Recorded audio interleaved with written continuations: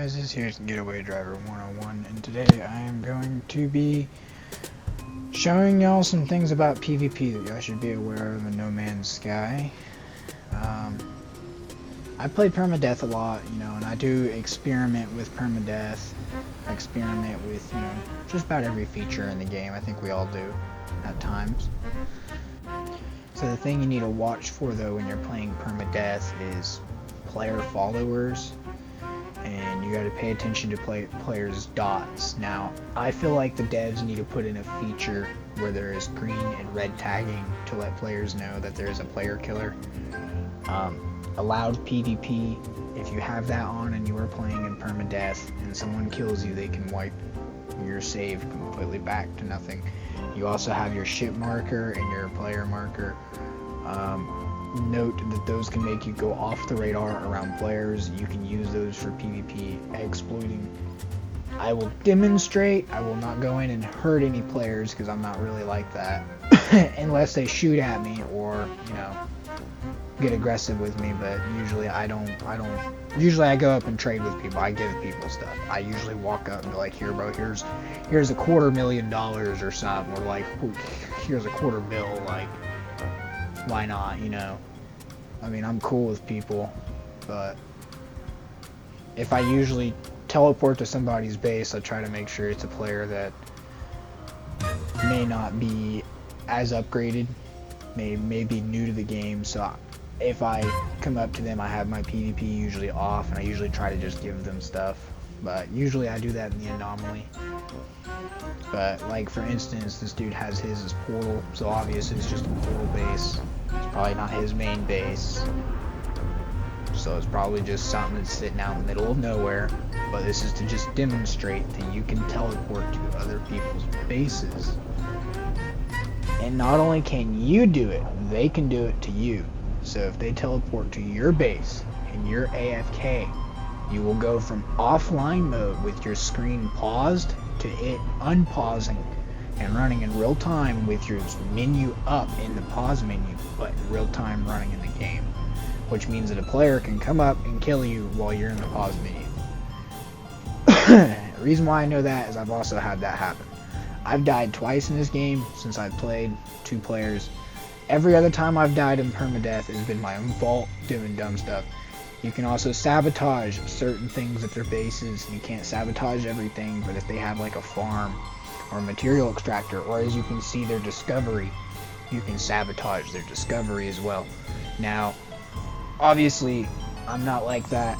I'm just demonstrating this. So this here's just an example.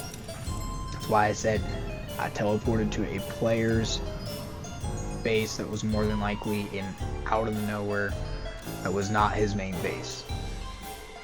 But I have my bases tagged as home base. I have my bases tagged as all that. And that's fine to do if you do that. It's fine to upload your bases. It's fine to do all that. Just note that if you have your PvP on, watch your back. If you don't, you're good. I have my PvP on. I will turn it off depending on how many players are in a location and how aggressive the location is. For instance, when the devs do the big locations and I'm playing in permadeath, I set mine to PvP only with friends. I even set it where group can't harm me, because you can have people in your own fire team kill you on permadeath. I had 2 Xbox players that did that to me, tried to kill me, and I killed both of them in the middle of space. I was literally helping them with a mission. It was a pirate mission, and they decided to leave me to do the mission. So I did the mission, whatnot. They came back after I completed the mission, started blasting at me because I was still in their fire team. So I started blasting back at them. They quit blasting at me, they flew off, I flew off. We kind of separated for a minute. And I was like, man, this is some crap. I was like, they really just did that? They blasted at me for no reason? As you can see, you cannot damage their base annotations, which is good. You always want to make sure you have that turned off for your base. So you can always warp back to the anomaly as well, almost instantly. So like I said, people can really mess with your stuff if you aren't careful.